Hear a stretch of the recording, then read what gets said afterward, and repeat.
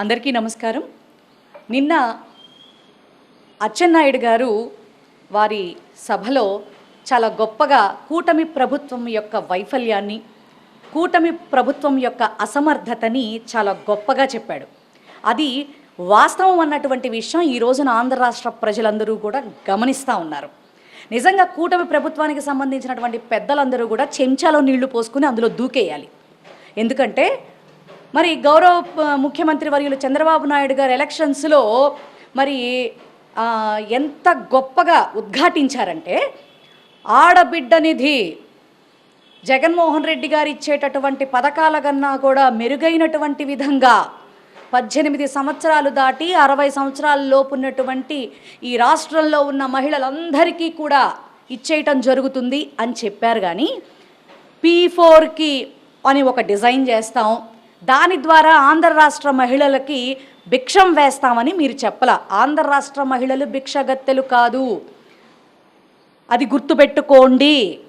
మీరు చెప్పిందేంటి? ప్రభుత్వ పరంగా మీరిచ్చినటువంటి హామీ మీరు నెరవేరిస్తే గౌరవప్రదంగా గౌరవంగా తీసుకోవలసినటువంటి ఆడబిడ్డ నిధిని ఈ రోజున మీరు అవమానపరిచి P4కి అంటగట్టి ఎవరి నెత్తిన మీద మీరు రుద్దాలని చూస్తూ ఈ ఆంధ్ర రాష్ట్ర మహిళల్ని మోసం చేయాలని చూస్తున్నారని నేను మిమ్మల్ని ప్రశ్నిస్తూ ఉన్నాను. నేను గద్దెనెక్కటానికి ఎన్ని అలవికాని అబద్ధాలు మీరు చెప్పారో ఈ రోజున అచ్చెన్నాయుడు గారు పాపం ఆయన ఫ్లోలో మాట దొర్లినప్పటికీ కూడా ప్రజలందరూ ఈరోజు ఖచ్చితంగా ఆలోచిస్తూ ఉన్నారు. అది మీరు గుర్తుపెట్టుకోవాలి. మీరు నిజంగా ఎంత దారుణం అండి. అన్నీ ఇచ్చేసామని చెప్పుకుంటారు, సూపర్ 6 అమలు చేసేసామని చెప్పుకుంటారు.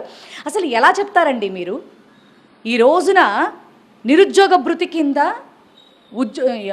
యువకులకి, ఈ రోజున యువతులకైనా కావచ్చు, ఆల్ ఎడ్యుకేటెడ్ పీపుల్ అందరికీ కూడా, డిగ్రీ కంప్లీట్ చేసిన వాళ్ళందరికీ ఈ రోజున మీరు సంవత్సరం 2 నెలలు కౌంట్ చేసుకుంటే దగ్గర 36 నుంచి 38 వేల రూపాయలు మీరు బాకీ ఉన్నారు.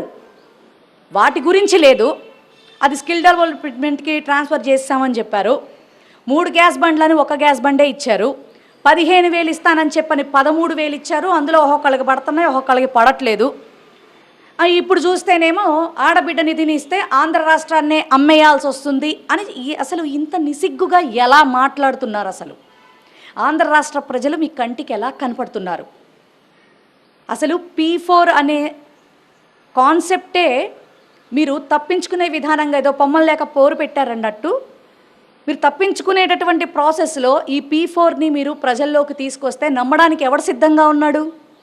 ఈ రోజున పరిస్థితుల్లో సమాజంలో ఎట్లాంటి సిచ్యువేషన్స్ చూస్తున్నాం? కలిగున్న తల్లిదండ్రులు పిల్లల్ని చూసుకోలేకపోతున్నారు, కలిగున్న పిల్లలు తల్లిదండ్రుల్ని చూడలేకపోతున్నారు. పక్కవాడికి కష్టం వస్తే పట్టించుకోలేనటువంటి కొన్ని భయంకరమైనటువంటి పరిణామాలు సమాజంలో మనం చూస్తూ ఉన్నాం.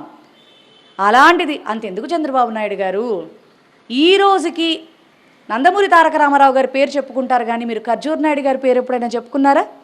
మరి అలాంటి వ్యక్తి అయ్యుండి మీరు P4 మీద రాష్ట్రంలో కోట్ల మంది ఆడపిల్లలు ఉంటే మళ్ళీ దానిలో కండిషన్స్ అప్లై.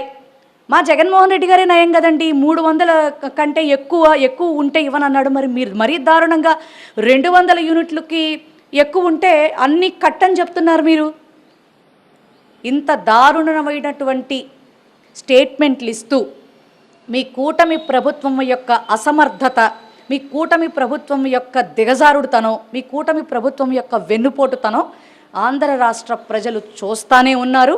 గట్టిగా బుద్ధి చెప్పడానికి కూడా నిర్ణయించుకున్నారు.